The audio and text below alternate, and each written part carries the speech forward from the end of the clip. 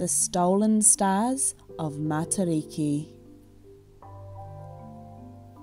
Behind dusty orange hills, where the sky stretches down to the sea, there's a magical, wild, windy place called Matahapuku.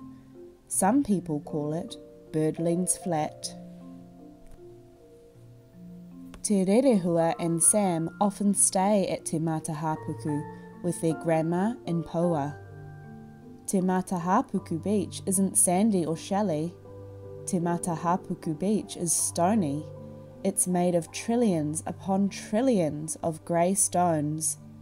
There are as many stones on Te Matahapuku beach as there are stars in the sky. Te Rerehua and Sam love to search there for special stones called agate. They are tricky to find but worth it. Unlike the grey stones, agate gleams bright white. If you hold it up to the light, it's as if you can see right through it. At night, the two children dress warmly and go eeling with Grandma and Pōua. Pōua uses his torch and gaff to catch the eels. Grandma lies on the stones with Sam and Te Rerehua. They look up at the sky, bursting with stars. As Pōua's gaff splashes into the water and the wind whips around their cheeks, Grandma tells the children stories. One night, as they watched the moon slip behind the wispy night clouds, something caught Grandma's eye. "Pai kare," she exclaimed, "what's happened to Matariki?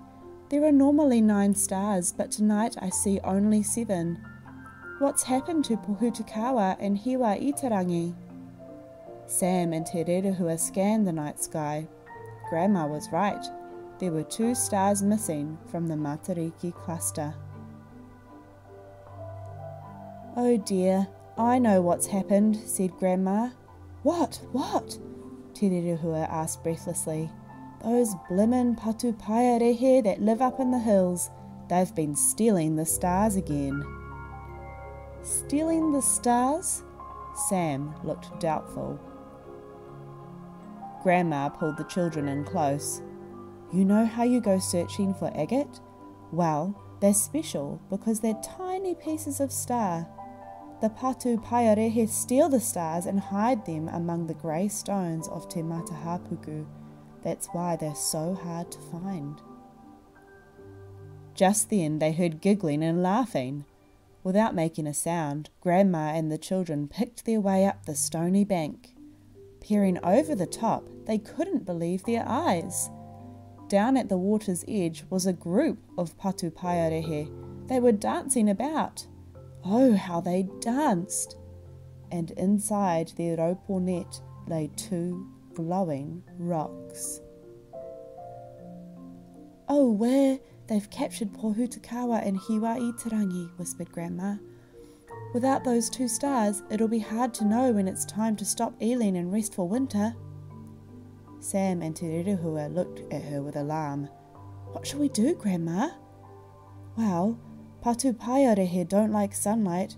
It burns their delicate white skin," Grandma began. Te Rerehua gasped. "Oh, I know what to do. You wait here, Grandma. Haere taua, Sam." Te Rerehua and Sam slipped in among the patupaiarehe. Because the children were small and fair-haired, the naughty patupaiarehe assumed they were also fairy people. "Can we help?" Te Rerehua asked. One of the patupaiarehe giggled. "We're going to hide these 2 stars under the stones. Then they'll break up into smaller pieces and we'll use them to make our kākahu." "You make your clothes from the stars?" exclaimed Sam.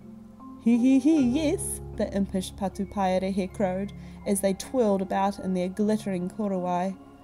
"We can help, just tell us how," said Te Rerehua.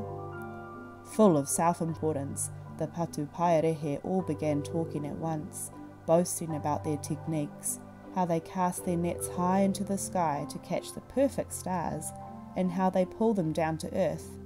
They told how the stones were ground down and how they would weave them into panekote, korowai, and tipare.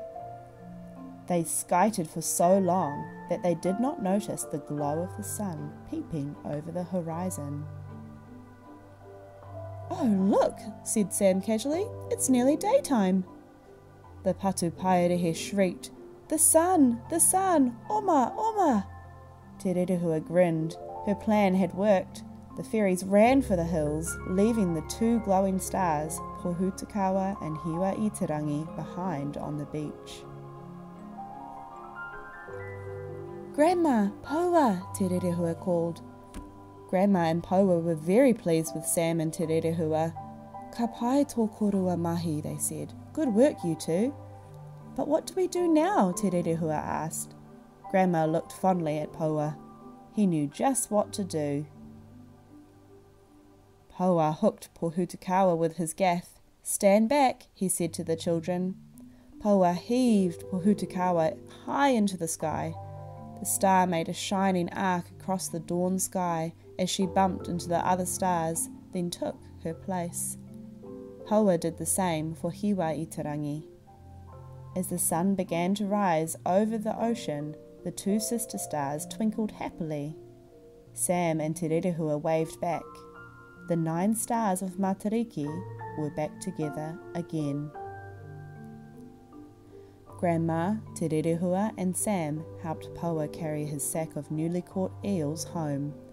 The sun would dry the eels nicely on the rack. It was going to be a great day.